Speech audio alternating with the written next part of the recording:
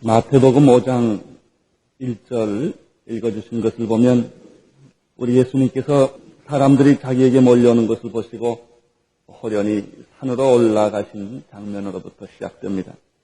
그 이유는 허다한 무리들이 예수님께 찾아왔는데 그 온 목적이 병 고치는 기적과 귀신을 쫓아내는 기적을 보려고 왔기 때문이었습니다. 예수님은 천국에 대해서 좀 더 본질적이고 근원적인 말씀을 하시기를 원하셨습니다. 바로 그것이 예수님의 산상설교입니다. 제일 먼저 예수님은 이 산상설교에서 천국 백성의 모습, 그 성품이 어떤 것인가를 설명해 주셨습니다. 다시 말하면 그리스도인이 세상 사람과 본질적으로 무엇이 어떻게 다른가를 간단하게 요약해서 설명해 주신 것입니다. 이 설명을 하고 나서 그 다음부터 차근차근 천국의 모습을 이제 설명해 주십니다. 8가지로 설명된 이것이 바로 천국 백성의 참된 성품이요, 그 성도가 누리는 축복입니다. 우리는 지금까지 이것들을 하나씩 생각해 왔습니다. 제일 먼저 우리는 가난한 성품에 대해서 말씀을 들었습니다. 심령이 가난하다고 하는 것은 하나님 앞에서 자기 자신이 아무것도 아니라고 하는 것을 깨닫는 것을 의미했습니다. 하나님 앞에서 파산된 마음, 주장할 것이 아무것도 없는 빈 마음을 발견하는 것이 심령이 가난한 마음이라고 말씀드렸습니다. 두 번째, 그리스도인의 마음은, 그리스도인의 성품은 애통하는 성품이었습니다. 이것은 마음이 가난한 자가 가질 수 있는 것인데, 마음이 가난한 자가 자기 속에 주장할 것은 아무것도 없고 오히려 그 반대로 자기 안에서 발견되는 것은 죄악뿐임을 깨닫게 됩니다. 그때 가슴을 치며 통회하는 마음이 생깁니다. 이것은 마치 어떤 날 자기가 옳다고 우기고 주장하고 화를 내고 한참 하다가 진짜 자기를 보니까 아무것도 없는 자기를 발견하고 허탈감에 빠지는 것과 마찬가지입니다. 세 번째 우리에게 소개해 주신 마음이 온유한 마음, 온유한 성품이었습니다. 이것은 크리스천의 성품의 아주 중요한 특징입니다. 애통하는 자가 갖게 되는 온유입니다. 온유한 사람은 이제 겸손하게 하나님을 바라볼 수밖에 없게 됩니다. 빈손 들고 두 손 들고 하나님께 나옵니다.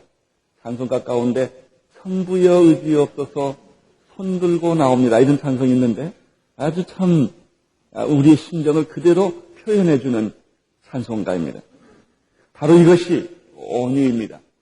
오늘 우리들이 예수님으로부터 소개받는 네 번째 그리스도인의 성품은 온유한 사람이 하나님을 바라볼 때, 하나님을 바라본다고 하는 것은 하나님의 그 거룩을 바라본다고 하는 것을 의미합니다. 하나님의 거룩을 바라볼 때 그 거룩 속에서 나타나는 영광의 광채, 그 하나님의 영광의 광채 본질에 접근하는 것을 의미합니다. 이 하나님을 바라보게 될 때 갖게 되는 하나의 열망이 생깁니다. 죄인이 하나님을 바라볼 때 두려움의 안개를 거치고 나면 그 다음에 하나님에 대한 강렬한 열망이 생깁니다. 그 열망이 바로 의에 줄이고 목마른 모습입니다. 네 번째 예수님께서 소개해 주셨던 이 의에 줄이고 목마른 모습은 그리스도인의 성품의 극치입니다.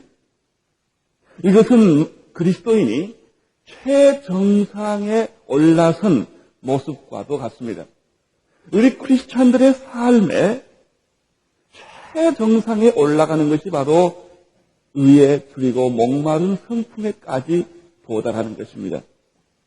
여기까지 이르게 되면 그리스도인으로서 완전해지는 것입니다.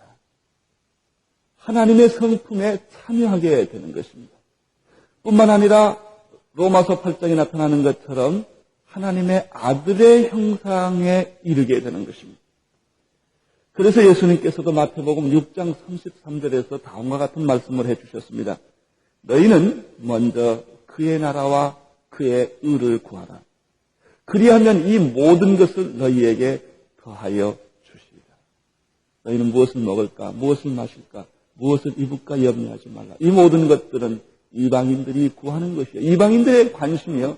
너희의 궁극적인 관심은 그 나라와 그 의에 있다. 마태복음 5장 20절에도 예수님께서는 제자들에게 이렇게 말씀해 주셨습니다. 내가 너희에게 이르노니 너희 의가 서기관과 바리새인보다 낫지 못하면 결단코 천국에 들어가지 못하리라. 그러면 오늘 이 본문 속에서 우리가 첫 번째 생각해야 할 것은, 그렇다면 이 그리스도인의 성품의 최정상, 극치인 하나님의 그 의라고 하는 것은 무엇입니까? 의가 무엇입니까? 여기서 의라고 하는 것은 전제할 것은 사람의 의나 세상의 의가 아니라는 사실을 먼저 기억하셔야 합니다. 이것은 하나님의 의를 말하고 있습니다. 그러면 하나님의 의란 무엇입니까? 하나님의 기준입니다. 하나님의 표준을 의미합니다. 이것을 쉽게 다른 말로 말하면 하나님의 잣대와 같은 것입니다. 자입니다. 그것이 옳은가 그른가는 내 자로 재보는 것이 아니라 하나님의 자로 재보아야 합니다. 무엇이 좋은가, 무엇이 나쁜가, 무엇이 옳은가, 무엇이 그른가는 하나님의 기준으로만 봐야 합니다. 이 하나님의 기준이 바로 의입니다. 동시에 이것은 아주 중요한 것인데, 그 나라와 그 의를 구하라고 했던 그 말씀을 보면 하나님의 나라, 천국의 통치 원리가 의입니다. 하나님의 지배 원리가 바로 의입니다. 우리나라에는 헌법이라는 것이 있습니다. 하나님의 나라의 통치 원리가 바로 의다, 이렇게 말씀할 수 있습니다. 뿐만 아니라 의는 하나님의 속성 그 자체입니다. 그리고 하나님의 본질 중에 하나입니다. 성경 말씀이라고 하는 것은, 우리가 신구약 66권 성경을 가지고 이 성경 말씀이라고 하는 것을 한마디로 표현한다면 하나님의 의입니다. 이렇게까지 말씀할 수가 있습니다. 그렇기 때문에 우리가 의롭다고 할 때 보통 사람의 기준에서 생각하는 옳고 바르고 정직하고 의리 있는 것으로 생각해서는 안 됩니다. 하나님의 기준에서 볼 때는 그것은 전적으로 잘못된 것입니다. 왜냐하면 타락한 인간에게는 본질적으로 의가 없기 때문입니다. 그래서 로마서 2장 11절에 이런 말씀이 있습니다. 의는 없나니 하나도 없으며 깨닫는 자도 없고 하나님을 찾는 자도 없고 다 치우쳐 한 가지로 무익하게 되고 선을 행하는 자도 없나니 하나도 없도다. 사람의 의란 걸레 조각과 같은 것입니다. 사도 바울은 빌립보서 3장 9절에서 이것을 이렇게 한 가지 더 나아가 생각했습니다. 내가 의롭다고 생각했던 모든 것은 사실은 엄밀한 의미에서 배설물, 즉 똥과 같다, 이렇게 말했습니다. 그렇게 느꼈다고 하는 것입니다. 자기가 참 선이라고 생각했던 것, 의라고 생각했던 것이 하나님 앞에 서보니까 그것은 일종의 배설물과 같은 것입니다. 여러분, 의로운 사람이 의를 말해야 의가 통합니다. 의롭지 못한 사람이 아무리 의를 얘기하면 본인 자신이 의롭지 못하기 때문에 그 주장하는 것 자체가 불의합니다. 의로운 정부가 국민에게 의를 요구해야 합니다. 의로운 정당이 국민에게 의를 요구해야 합니다. 그래야 정의사회가 구현이 됩니다. 그렇지 않다면 오히려 그 소리는 더 시끄러운 소리가 되고 불의의 소리로 둔갑을 합니다. 과연 그러면 누가 의를 이야기할 수가 있다는 말입니다. 지금 사람들이 교회에 대해서도 비판을 합니다. 의롭지 못하다고 비판합니다. 그런데 제일 심각한 것은 그 사람이 더 의롭지 못하다고 하는 데 있습니다. 교회가 의롭다고 하는 것이 아닙니다. 사회가 의롭다고 하는 것이 아닙니다. 그것을 주장하는 사람이 의롭지 못하다고 하는 것입니다. 그러므로 예수님께서 오늘 본문에서 말씀하신 의에 줄이고 목말라 한다고 했을 때 그것은 인간의 의와 선행 그리고 노력을 의미하지 않는다는 것을 전제합니다. 그것은 하나님이 값없이 주시는 그 의에 근거하는 것입니다. 이 하나님이 주시는 허락해 주시는 의를 갈망하고 사모하는 것을 오늘 성경에서 말하고 있는 의에 줄이고 목마른 자라고 하는 뜻입니다. 의에 대한 갈망은 다른 말로 말하면 죄로부터 해방받으려는 욕망입니다. 이것은 적극적으로 더러워진 나의 의의 옷을 벗고 하나님의 거룩의 의의 옷을 입어서 하나님의 영광의 광채에 도달하려는 욕망입니다. 이것은 어떤 의미에서 그리스도를 닮아가려고 하는 갈망일 수 있습니다. 하나님께서는 우리들에게 원하시는 것은 무엇입니까? 의입니다. 그런데 인간 안에는 의가 없습니다. 하나님은 철저하게 사람에게 의를 요구하십니다. 미가서 6장 8절에 보면 사람아 주께서 선한 것이 무엇임을 내게 보이셨나니 여호와께서 내게 구하는 것은 오직 공의를 행하며 인자를 사랑하며 겸손히 내 하나님과 동행하는 것이라고 말했습니다. 우리는 구약에서 한 예를 찾아볼 수 있습니다. 창세기 18장입니다. 거기 보면은 아브라함과 하나님이 대화를 합니다. 아브라함이 하나님의 천사를 극진히 대접하니까 그 하나님의 천사가 아브라함에게 떠나기 전에 내가 너에게 숨길 수가 없다 그러면서 하늘의 비밀을 두 가지 가르쳐 줍니다. 하나는 내게 아들이 날 것이라고 하는 사실을 하나 가르쳐 주고 또 하나는 소돔과 고모라가 이제 곧 멸망을 당할 것이라는 말씀을 해 주십니다. 이 예언의 말씀을 듣고 아브라함이 생각한 것은 그 소돔과 고모라에 있는 자기 조카 롯입니다. 이 롯 때문에 아브라함이 하나님에게 22절에 보면 이렇게 말을 합니다.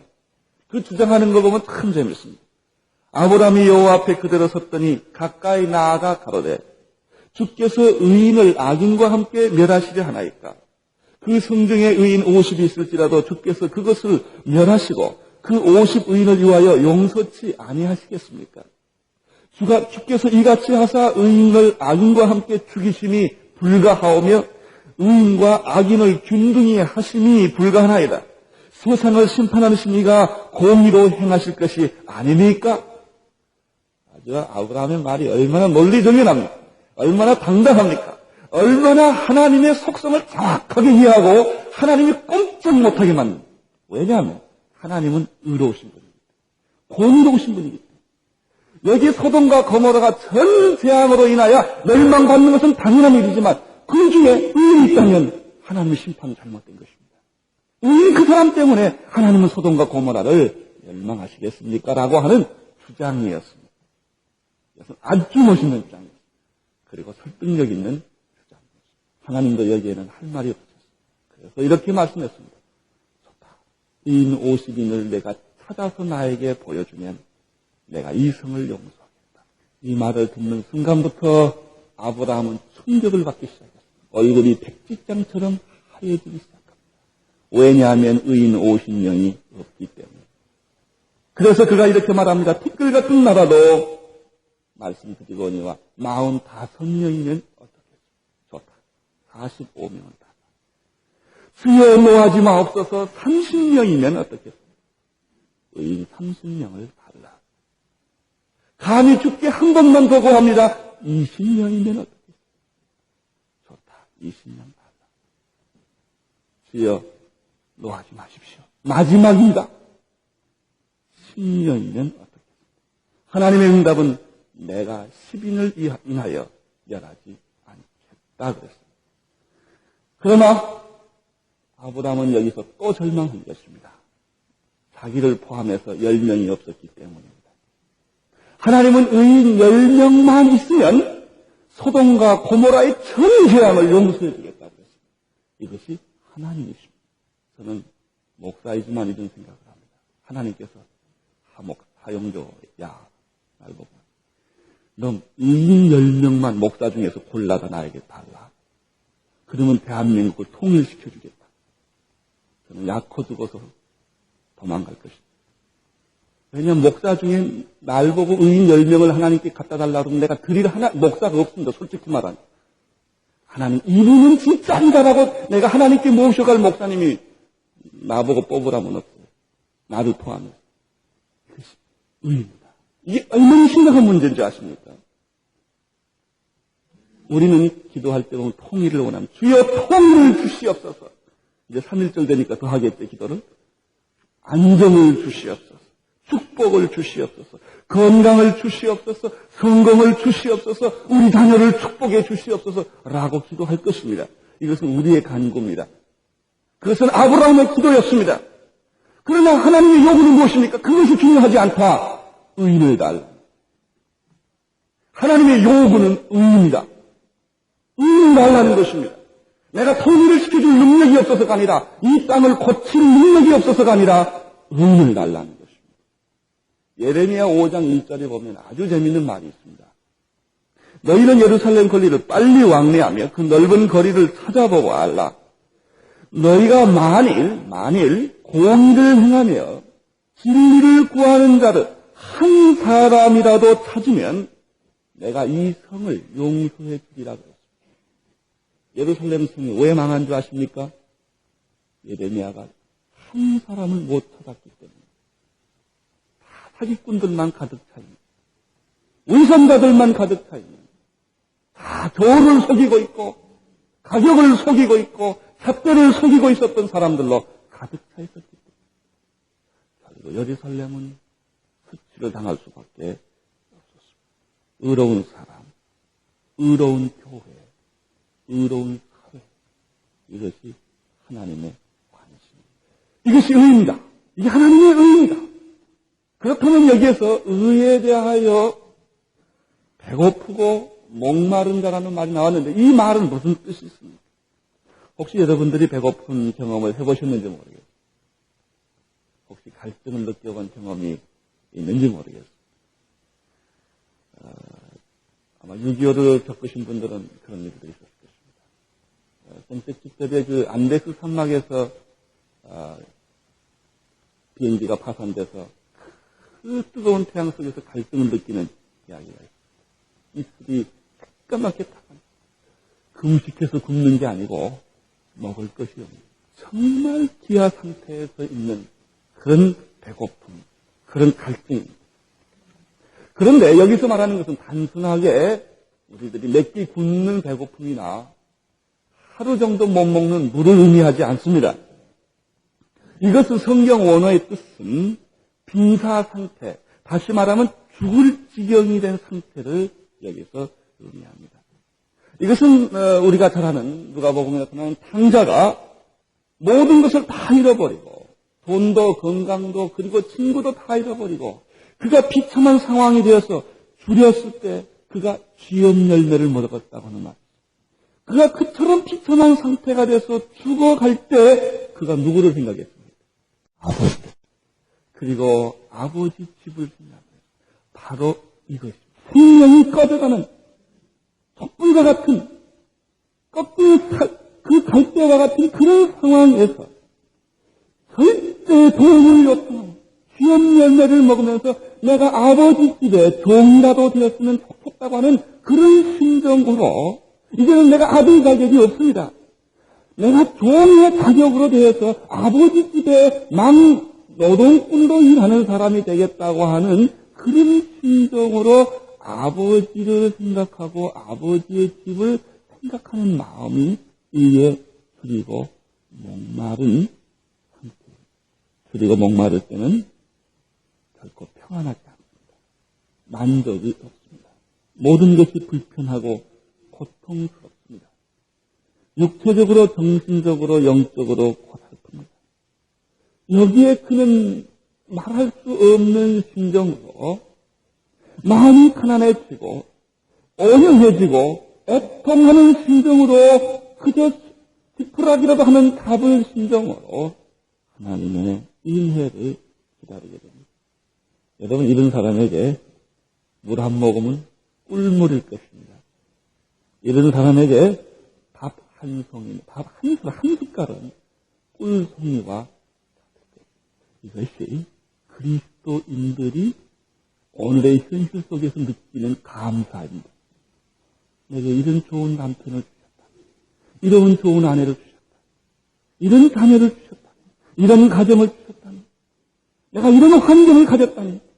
세상적으로 볼 때는 그것이 불평할 수밖에 없는 것이지만은 의에 줄이고 목마른 이 상에서 보면은 무엇 하나도 눈물을 흘리며 감사하지 않을 것이 없습니다. 옷이 좋으면 어떻고 나쁘면 어떻습니까? 집이 크면 어떻고 나쁘면 어떻습니까? 대학에 들어가면 어떻고 안 들어가면 어떻습니까? 이런 것은 별로 중요하지 않습니다. 살아있다고 하는 사실. 감사한 것입니다. 이것이 하나님의 의를 경험하는 사람의 태도요. 그리스도인의 모습입니다. 의에 굶주리고 목마른 사람은 두 종류의 사람에게 은혜를 줍니다. 첫째 종류의 사람은 불신자입니다. 의에 줄이고 목마른 것은 불신자에게는 어떤 은혜가 나타나는가? 구원의 은혜가 나타납니다. 죄를 깨닫고 자기 안에 있는 거짓된 의를 발견하고 몸부림칠 때 하나님께서 예수 그리스도로 말미암아 의의 옷을 입혀주어서 당신의 죄를 용서해 주시고 씻어주시고 어루만져 주시고 하나님의 자녀가 되는 이 구원의 축복을 받습니다. 의에 줄이고 목마르지 않는 사람은 구원에 이르지 못합니다. 그러므로 구원의 전제 조건은 회개입니다. 회개 없이 구원 없습니다. 예수를 안 믿는 사람이 이 하나님의 의를 발견하고 기막힌 심정으로 갈급할 때 하나님이 주시는 축복이 바로 은혜입니다. 두 번째 종류의 사람은 크리스찬입니다. 크리스찬에게는 그러면 의의 갈망은 어떤 축복을 줍니까? 성화의 축복을 줍니다.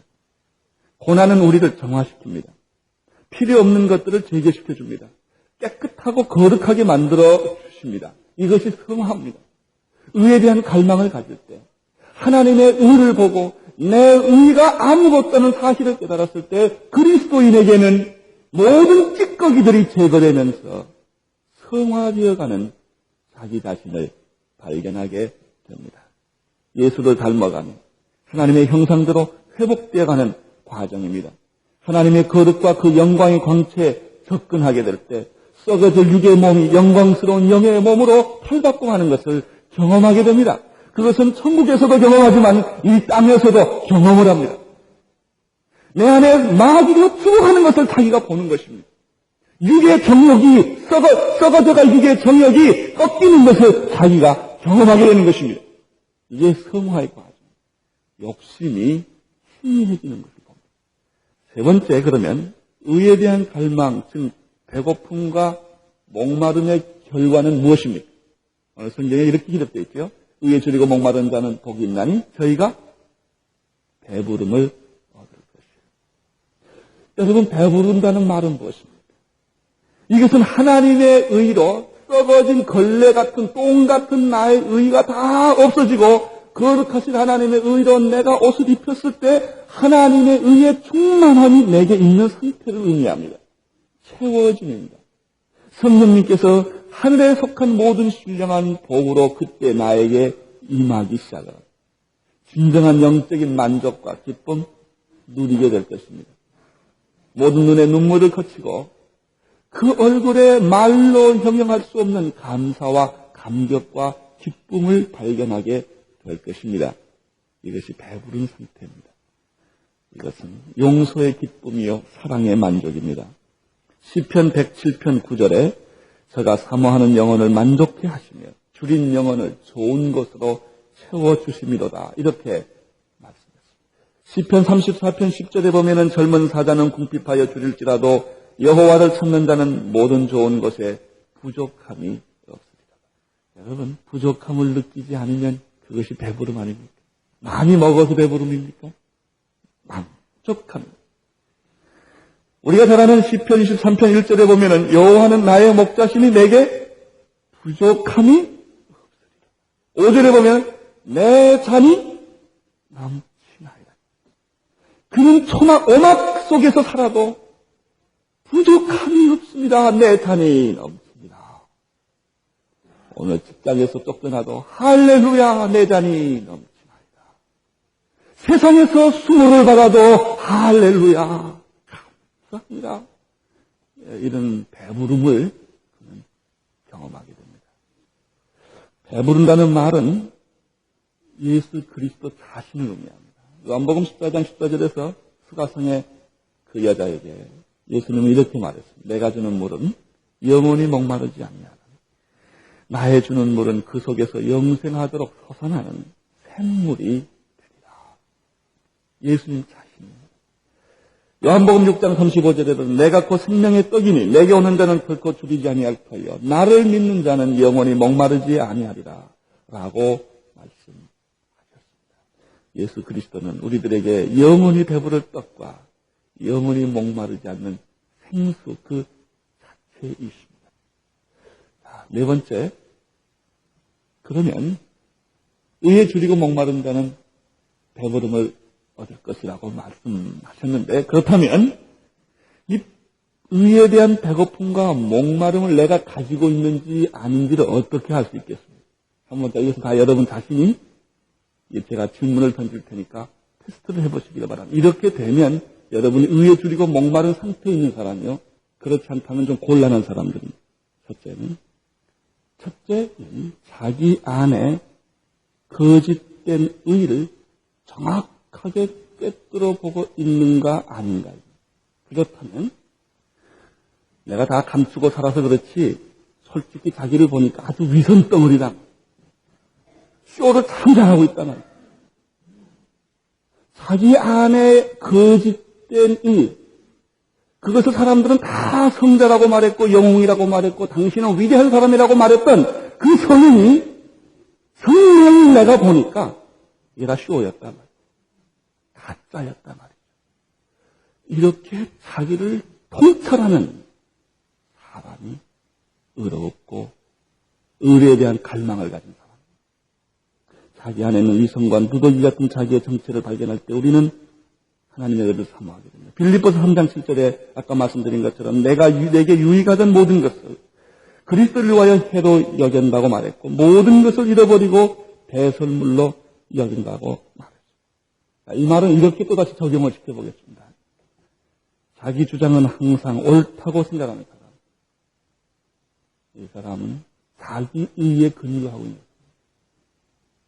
두 번째, 변명하고 있는 사람. 자기를 항상 변명하는 사람은 아직도 하나님의 의 대신 자기 의를 꽉 붙잡고 있는 사람. 그래서 자기 의 때문에 변명하는 것이고 자기 의 때문에 자기를 계속해서 주장하게 되는 것입니다. 이 사람은 아직도 의에 대하여 굶주리거나 목마른 사람이 아닙니다. 아직도 남을 판단하고 있고 화를 내고 있는 사람은 자기의 교만에 붙잡혀 있는 사람. 두 번째, 어떤 사람이 의로운 사람입니다. 외적인 것에 만족하지 않는 사람입니다. 이것은 다른 말로 말하면 좋은 집, 좋은 직장, 환경, 골프 치는 거, 또 무슨 테니스 하는 거, 다 좋습니다. 자녀들의 성공, 세상에서의 존경과 명예에 만족하고 있다면, 이런 외적인 것에 만족하고 있다면 여러분은 의를 사모하는 분들이 아닙니다. 그것이 나쁘다거나 틀렸다는 것이 아닙니다. 그것은 우리들이 세상에 살아가는 동안에 해야 할 것들 중에 하나일 뿐이지 그것이 궁극적으로 나의 만족을 시켜주는 것이라고 생각했다면 여러분은 의에 줄이고 목마른 사람이 아닙니다. 진정한 만족은 외적인 것이 아니라 내적인 것입니다.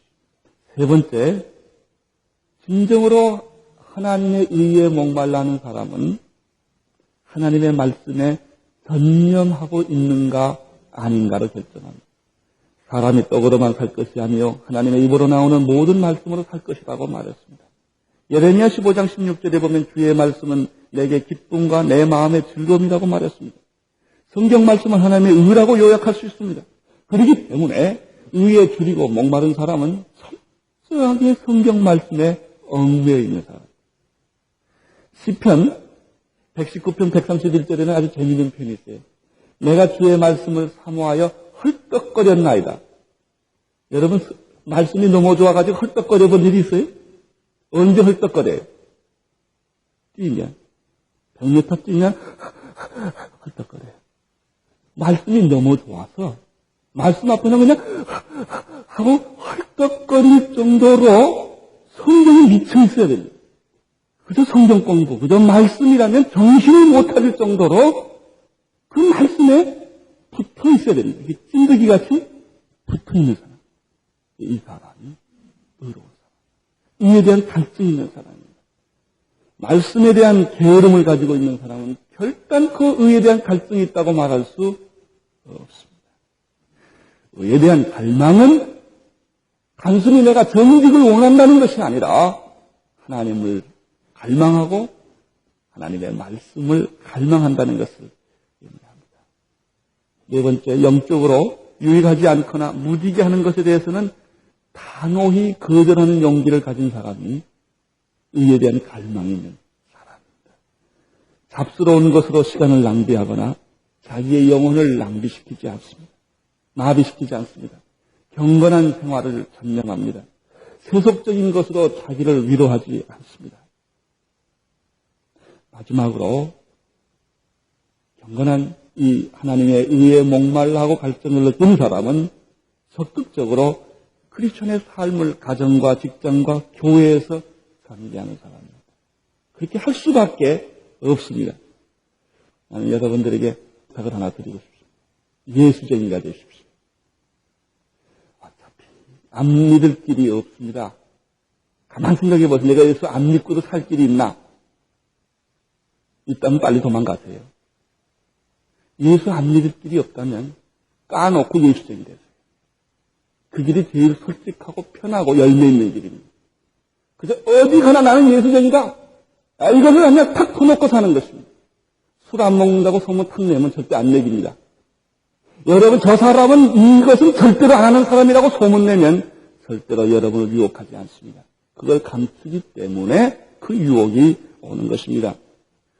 여기 대학생들이 수련회 갔다 와서 다시 열심히 전도하는데 내가 가만 보니까 우리 대학생들이 일주일에 교회 4번 오는 것 같아요. 뭐 전도 가고 성경 공부 가고 뭐하고 이렇게. 공부는 언제 할 거냐 이러다가 너희 부모님들한테 야단 맞을 거다. 그랬더니 학생들이 하는 말이 소와서 오는데 왜 그러세요? 두 번째, 그 대신 우리는 다방에 가거나 카페에 가지 않잖아요. 우리는 그 시간을 안 쓰잖아요. 어차피 여기 안 가게 하면 그런 데 가서 시간을 낭비합니다. 우리는 고고클럽 안 갑니다. 그 대신 여기 와서 찬양합니다. 대신 이제 공부 잘하면 될 거 아닙니까? 교회 오지 말란 말하지 마세요. 저는 거기서 굉장히 도전을 받았어요. 공부하기 싫어서 교회 오는 게 아니구나. 그 대신 세속적인 것에 다른 데 가서 자기들이 젊음을 그렇게 낭비하지 않는구나. 어저께 제가 교회에 왔더니 우리 1대1 하는 분이 있어요. 1대1 하는 분. 뭐, 부에 가서 뭐, 큰뜻 돼가지고, 어디 가더라. 어디 가시냐 그랬더니, 수학여행 가요. 그래서. 아니, 어디로 수학여행 가냐 그랬더니. 아니, 그 신망의 그 어디, 고아원에, 구제품, 1대1 끝나고 나면 꼭 수학여행을 간대. 이렇게. 새누리교회를 간다든지, 이렇게. 이거 수학여행이야. 그래가지고, 거기 간다는 거예요. 제가 얼마나 참 감사해요. 그래요. 시간을 그렇게 보내니까. 텔레비전 보고 바보같이 앉아있는 것보다 낫지 않아요? 시시한데 보내서 인생을 낭비하는 것보다 이게 얼마나 거룩한 적극적인 삶입니까? 나는 교인들에게 너무 교인들의 시간을 많이 뺏기는 것에 대해서 갈등이 많이 있어요. 그러다가 가정생활은 언제 하나, 자녀교육은 언제 하나, 성경 공부를 너무 많이 시키다 보면 그런 게 있는데 그러다가 생각을 바꿔봅니다. 저 사람들을 내가 교회에다 시간을 안 뺏기면 뭘 하나? 생각했더니 더 좋은 걸 하면 내가 놔두겠어요. 딴짓해요, 딴짓들만. 여기 안 오면 더 좋은 것이, 교회 온 것보다 더 좋은 것을 하면 내가 얼마든지 보내드리겠어. 기억해서는 안 될 시간들을 보내고 있다고 합니다. 여러분, 적극적으로 주님을 위해서 하십시오. 예수쟁이가 되십시오. 그러면 하나님께서 이 모든 것으로 여러분을 주실 것입니다. 결코 친구 잃지 않습니다. 결코 여러분의 지위도 잃지 않습니다. 모든 사람이 여러분을 떠나는 것이 아니라 여러분을 더욱 사랑하고 존경하게 될 것입니다. 기도하겠습니다. 하나님 아버지, 의에 줄이고 목마른 사람 되게 하여 주시옵소서. 예수님 이름으로 기도드리옵나이다.